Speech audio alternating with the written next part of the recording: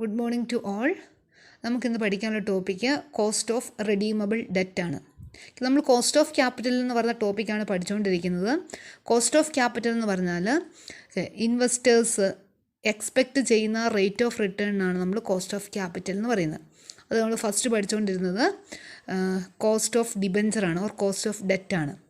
എന്ന് വെച്ചാൽ ഡെറ്റ് എന്ന് പറഞ്ഞാൽ ഡിബഞ്ചേഴ്സിൻ്റെ ക്യാപിറ്റൽ എന്നാണ് നമ്മൾ ഡെറ്റ് ക്യാപിറ്റൽ എന്ന് പറയുന്നത്.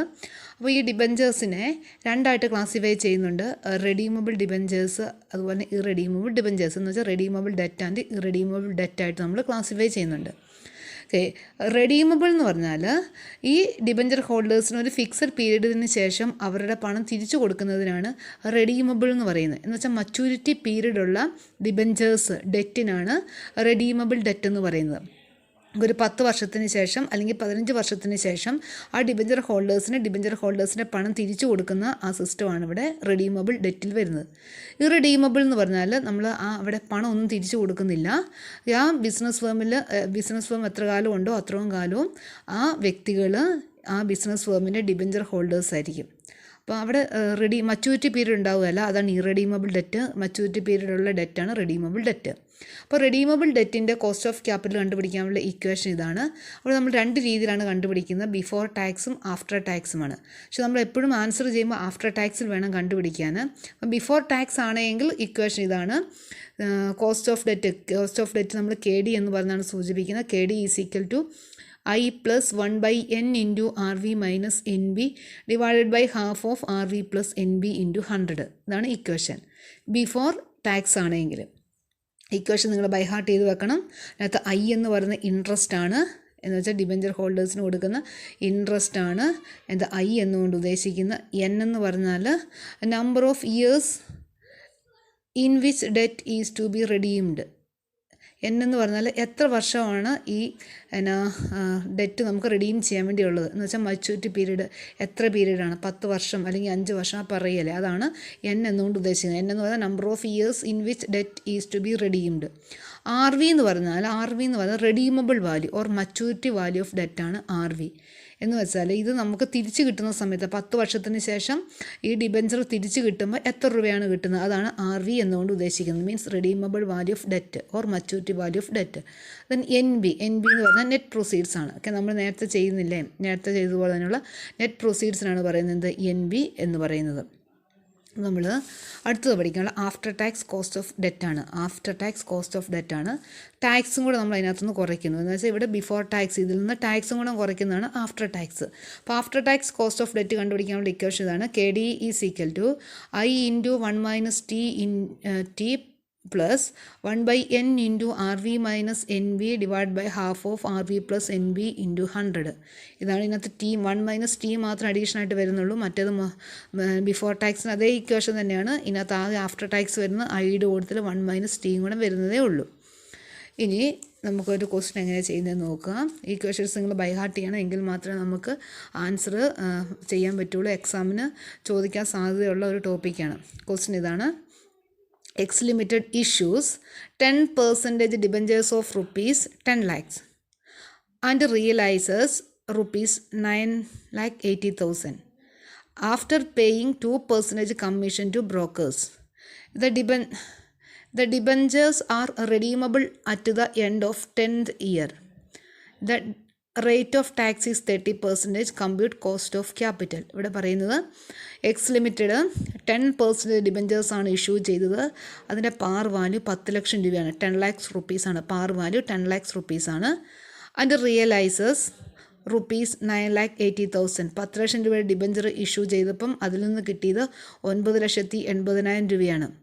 ആഫ്റ്റർ പേയിങ് 2% കമ്മീഷൻ ടു ബ്രോക്കേഴ്സിന് കമ്മീഷൻ കൊടുത്തതിന് ശേഷം ആണ് നമുക്ക് 9,80,000 കിട്ടുന്നത്.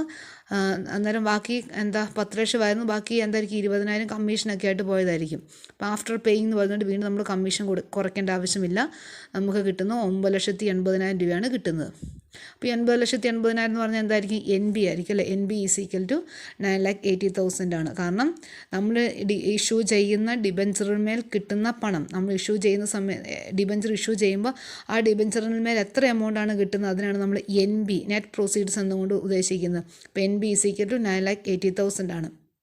പിന്നെ പറയുന്നത് ഇത് debenture are redeemable at the end of 10th year.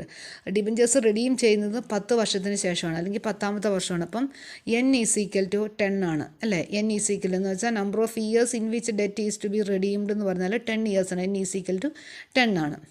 ഇനി നോക്കുക, redeemable at the end of 10th year എന്നേ പറയുന്നുള്ളൂ. The tax rate is 30%. Tax എന്ന് പറയുന്നത് T എന്ന് പറഞ്ഞാൽ 30% ആണ്. That is 0.30. ദെൻ പിന്നെ എന്താ പറയുന്നത്, കമ്പ്യൂട്ട് കോസ്റ്റ് ഓഫ് ക്യാപിറ്റൽ അല്ലേ. കോസ്റ്റ് ഓഫ് ക്യാപിറ്റലാണ് കണ്ടുപിടിക്കേണ്ടത്. അപ്പോൾ ഇത് നോക്കുക, ഇവിടെ നമുക്ക് വേണ്ട ഐറ്റംസ് എന്ന് പറഞ്ഞാൽ ഇക്വേഷൻ എഴുതുക. KD = I × 1 - T + 1/n × RV - NB / ½ of RV + NB. കാരണം ഈ ഇക്വേഷൻ അപ്ലൈ ചെയ്യേണ്ട ക്വസ്റ്റിനിൽ പറയുന്നുണ്ട്, റെഡീമബിളിൻ്റെ കാര്യം പറയുന്നുണ്ട്. അപ്പോൾ റെഡീമബിൾ ഡെറ്റാണ്. റെഡീമബിൾ ഡെറ്റിൻ്റെ ഇക്വേഷൻ ഇതാണ് അല്ലേ.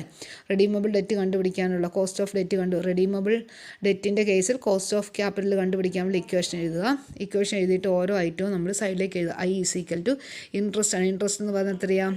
10% ഇൻട്രസ്റ്റ്. എത്തേണ്ട 10 ലക്ഷത്തിൻ്റെ 10%. 10 ലക്ഷത്തിൻ്റെ 10% എന്ന് പറഞ്ഞാൽ എത്രയാണ്? 1 ലക്ഷമാണ്. അപ്പോൾ നമുക്ക് I കിട്ടി 1 ലക്ഷം. NB എന്ന് പറഞ്ഞാൽ നെറ്റ് പ്രൊസീഡ്സ് ആണ്. നമ്മൾ നേരത്തെ പറഞ്ഞായിരുന്നു 9,80,000 N എന്ന് പറഞ്ഞാൽ number of years in which debt is to be redeemed. 10 വർഷമാണ് അതിൻ്റെ കാലാവധി. ദെൻ RV കണ്ടുപിടിക്കണം അല്ലേ. RV എന്ന് പറഞ്ഞാൽ എന്താ? Redeemable value. എന്ന് വെച്ചാൽ ഈ ഡിബഞ്ചർ അതിൻ്റെ മച്യൂരിറ്റി പീരീഡിന് ശേഷം നമ്മൾ തിരിച്ചു കൊടുക്കുകയാണെങ്കിൽ, ഡിബഞ്ചർ ഹോൾഡേഴ്സിന് പണം തിരിച്ചു കൊടുക്കുകയാണെങ്കിൽ എത്ര രൂപ തിരിച്ചു കൊടുക്കണം, അല്ലാതാണ് RV എന്നുകൊണ്ട് ഉദ്ദേശിക്കുന്നത്.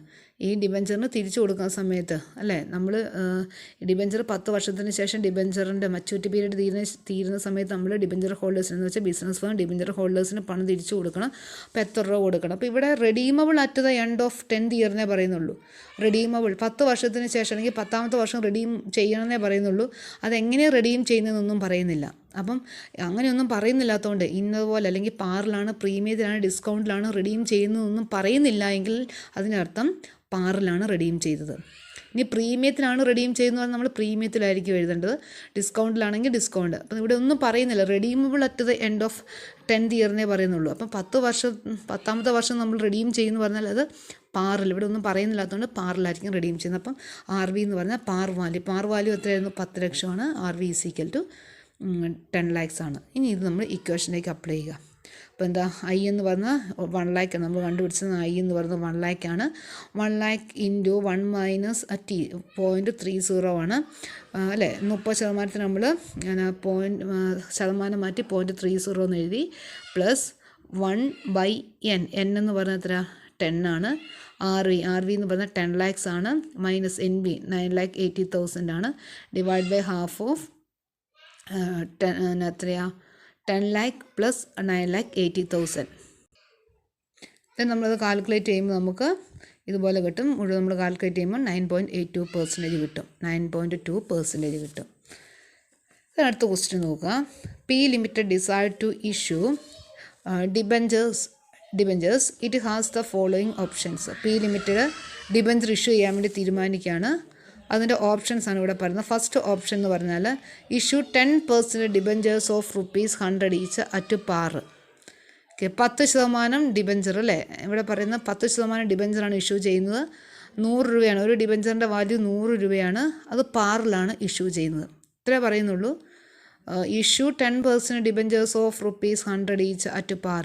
അപ്പോൾ ഇവിടെ നോക്കുക, ഈ ഡിബഞ്ചർ ഇഷ്യൂ ചെയ്യുന്ന സമയത്ത് അതിൻ്റെ മച്യൂരിറ്റി പീരീഡ് എന്തെങ്കിലും പറയുന്നുണ്ട്. ഇത്ര വർഷം കൊണ്ട് അത് എന്താ അതിൻ്റെ മച്യൂരിറ്റി പീരീഡ് എത്രയാണ്, അല്ലെങ്കിൽ റിഡീം ചെയ്യുന്നത് ഇന്ന വർഷം എന്നൊന്നും പറയുന്നില്ല. അപ്പോൾ ഇതെന്തായിരിക്കും? ഈ first case issue 10% debentures of ₹100 each at par എന്ന് പറഞ്ഞാൽ ഇറെഡീമബിൾ ഡെറ്റാണ്. Irredeemable debt. അപ്പോൾ നമ്മൾ ഇറെഡീമബിൾ ഡെറ്റിൻ്റെ കോസ്റ്റ് ഓഫ് ക്യാപിറ്റൽ കണ്ടുപിടിക്കാനുള്ള ഇക്വേഷൻ എങ്ങനെയായിരിക്കും എഴുതുന്നത്? Cost of irredeemable debt = KD = I / NB × 1 - T × 100. ഇതാണ് equation. Okay, cost of irredeemable debt കണ്ടുപിടിക്കാനുള്ള ഇക്വേഷൻ എന്താ? ഓക്കെ, I / NB × 1 - T × 100 ആണല്ലേ. ഇനി നോക്കുക, ക്വസ്റ്റിൻ നോക്കിയേ. ക്വസ്റ്റിൽ എന്തൊക്കെയാണ് പറയുന്നതെന്ന്? Issue 10% debentures of ₹100 each at par എന്നാണ് പറയുന്നല്ലേ. അപ്പോൾ നമ്മൾ നോക്കുക, ഇവിടെ I എത്രയാണെന്ന് കണ്ടുപിടിക്കുക. I എന്ന് പറഞ്ഞാൽ ഐ എന്ന് പറയുന്നത് ഇൻട്രസ്റ്റ് ആണ്. അപ്പം ഒരു ഡിബഞ്ചറിൻ്റെ വാല്യൂ 100 രൂപ എന്ന് പറയുന്നുണ്ട് അല്ലേ. ഇപ്പോൾ ₹100 ഈച്ച് എന്നല്ല പറയുന്നത്, ഒരു ഡിബഞ്ചർ 100 ഒരു ഡിബഞ്ചറിൻ്റെ കാര്യം പറയുന്നുള്ളൂ. അത് 100 രൂപയാണ്. അത് പാറിലാണ് ഇഷ്യൂ ചെയ്യുന്നത്. അപ്പം പാർ വാല്യൂ 100 10% ഇൻട്രസ്റ്റ്. അപ്പോൾ 100ൻ്റെ 10% എന്ന് പറഞ്ഞാൽ 10. ഇനി എൻ ബി കണ്ടുപിടിക്കണം അല്ലേ. Equation I divide by N B ആണ്. എൻ ബി എന്ന് പറയുമ്പോൾ എത്രയാണ്? നെറ്റ് പ്രൊസീഡ്സ് ആണ്. ഇവിടെ പാറിലാണ് ഇഷ്യൂ ചെയ്യുന്നത്. ഈ ഡിബഞ്ചർ ഇഷ്യൂ ചെയ്യുന്ന പാറിലാണെന്ന് പറയുന്നുണ്ട്. അപ്പം പാർ വാല്യൂ എത്രയാണ്? ₹100 ആണ്. ദെൻ ഇനി എന്താ? ടി വേണം അല്ലേ. 1 - ടിയുടെ ടി വേണം. ടി എന്ന് പറയുന്നത് ക്വസ്റ്റിന് തന്നിട്ടുണ്ട്. ഈ 3 ഓപ്ഷനായിട്ടാണ് പറയുന്നത്. എ ബി സി എന്ന് പറയുന്നത് 3 ഓപ്ഷനായിട്ട് പറയുന്നത്. അത് കഴിഞ്ഞിട്ട് നെക്സ്റ്റ് പാരഗ്രാഫിൽ പറയുന്നുണ്ട്, advise the company as to which option it should be adopt based on the cost of capital assume 35% tax rate എന്ന് പറയുന്നുണ്ട്. ടാക്സ് റേറ്റ് 35% എന്ന് പറയുന്നുണ്ട്. അപ്പം 35% എന്ന് പറയുന്നത് 0.35 ആണ്. ഈ ഇക്വേഷൻ വെച്ച് അപ്ലൈ ചെയ്യുക. അപ്പോൾ നമുക്ക് 6.5% കിട്ടുന്നു. ഈ ക്വസ്റ്റിനിൽ, രണ്ടാമത്തെ ക്വസ്റ്റിനിൽ 3 ഓപ്ഷൻ്റെ കാര്യമാണ് പറയുന്നത്. എ ബി സി എന്ന് പറയുന്ന 3 ഓപ്ഷനാണുള്ളത്. കമ്പനിക്ക് പി ലിമിറ്റഡ് ഡിബഞ്ചർ ഇഷ്യൂ ചെയ്യാൻ വേണ്ടി തീരുമാനിച്ചു. ഈ പി ലിമിറ്റഡിന് 3 ഓപ്ഷനുണ്ട്. എ ബി സി എന്ന് പറയുന്ന 3 ഓപ്ഷനുണ്ട്. അതിൽ ഏതാണ് കമ്പനി സെലക്ട് ചെയ്യേണ്ടത് എന്നാണ് ക്വസ്റ്റിന് ചോദിക്കുന്നത്. അത് ഞാൻ ക്വസ്റ്റ്യൻ മുഴുവൻ വായിച്ചില്ല, അതുകൊണ്ടാണ്. അതാണ് ക്വസ്റ്റ്യൻ. ഇതാണ് പി ലിമിറ്റഡ് ഡിബഞ്ചർ ഇഷ്യൂ ചെയ്യാൻ വേണ്ടി തീരുമാനിച്ചു.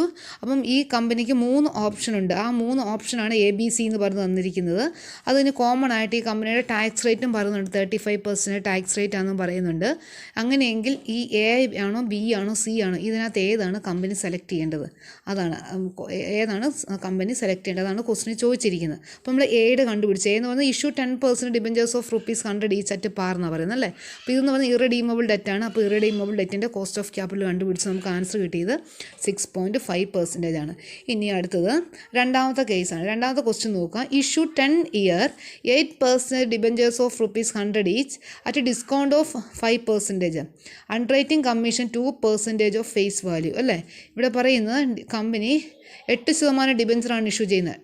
ഇഷ്യൂ 10 year എന്ന് പറയുന്നുണ്ട്. 10 വർഷത്തേക്കാണ് ഇഷ്യൂ ചെയ്യുന്നത്.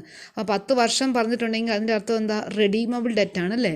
ഇഷ്യൂ 10 year എന്ന് പറഞ്ഞാൽ അതിൻ്റെ അർത്ഥം റെഡീമബിൾ ഡെറ്റ് ആണ്. ദെൻ 8% ഡിബഞ്ചേഴ്സാണ് ഇഷ്യൂ ചെയ്യുന്നത്. ഒരു ഡിബഞ്ചറിന് 100 രൂപയാണ്.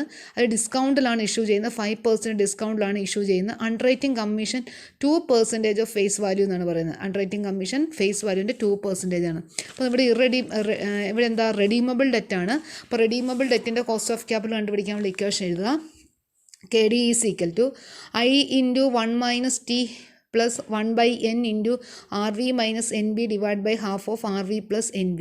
നമ്മൾ ഓരോ ഐറ്റം എഴുതുക. ഐ എന്ന് പറയുന്നത് എന്താ? ഐ എന്ന് പറയുന്നത് ഇൻട്രസ്റ്റ് ആണ്. ഇൻട്രസ്റ്റ് എത്ര വരും? 100. ഇവിടെ എന്താ? ഒരു ഡിബഞ്ചറിൻ്റെ വാല്യൂ എന്ന് പറഞ്ഞാൽ എത്രയാണ്?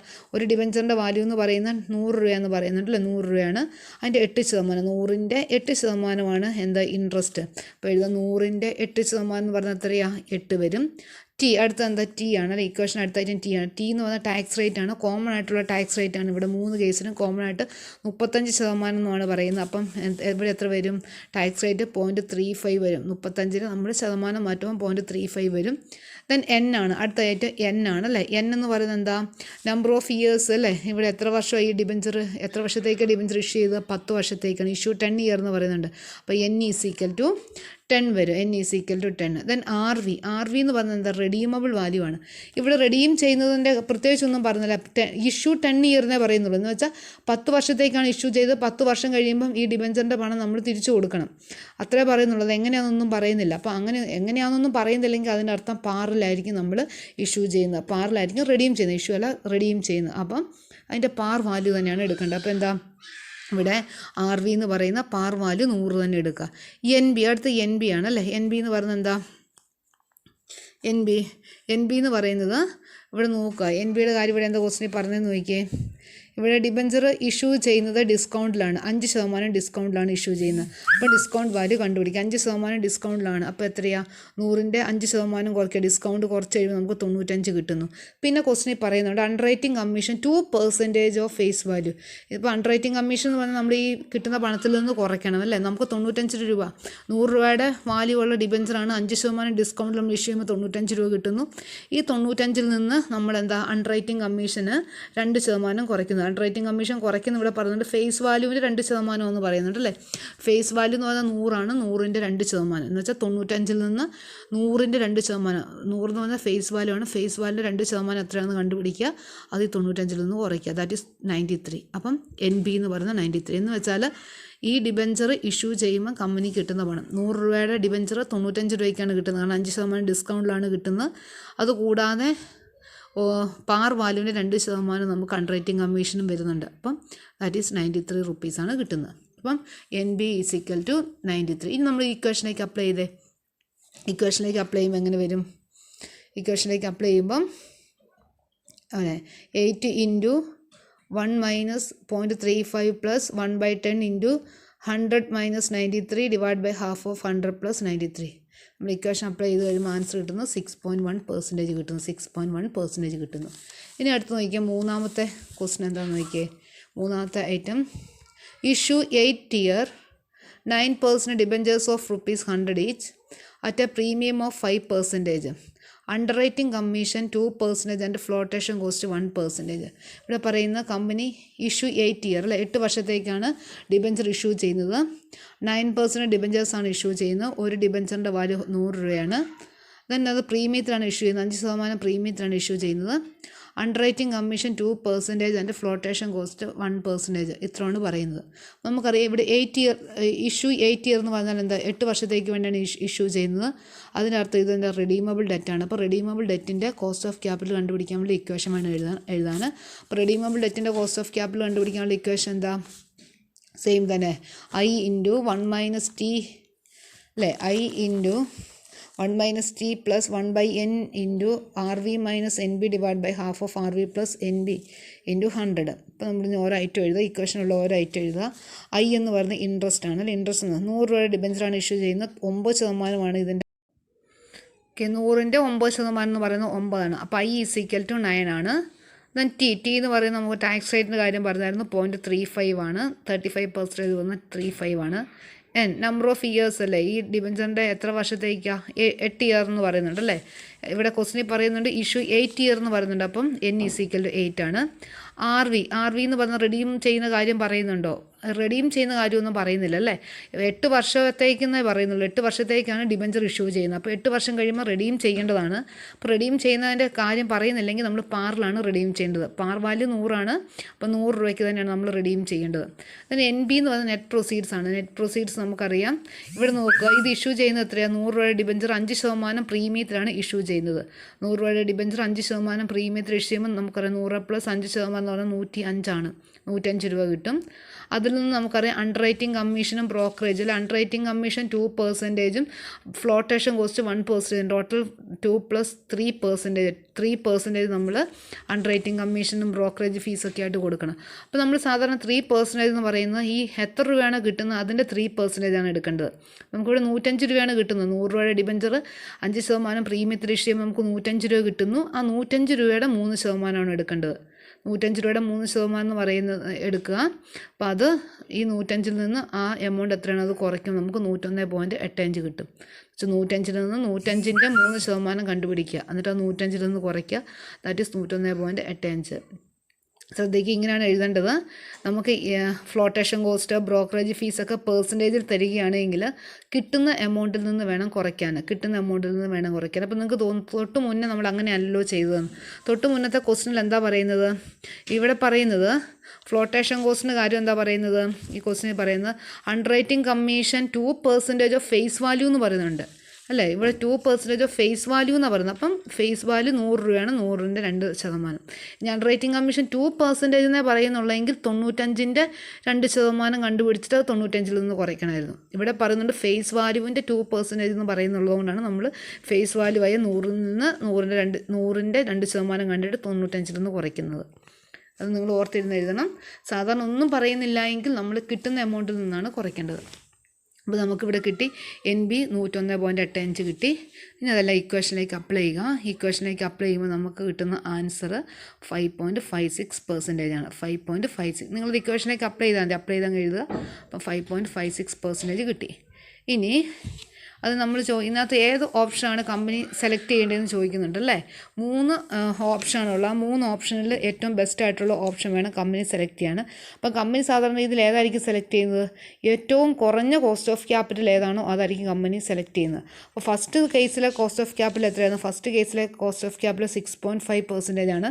രണ്ടാമത്തെ കേസിലെ കോസ്റ്റ് ഓഫ് ക്യാപിറ്റൽ 6.1% ആണ്.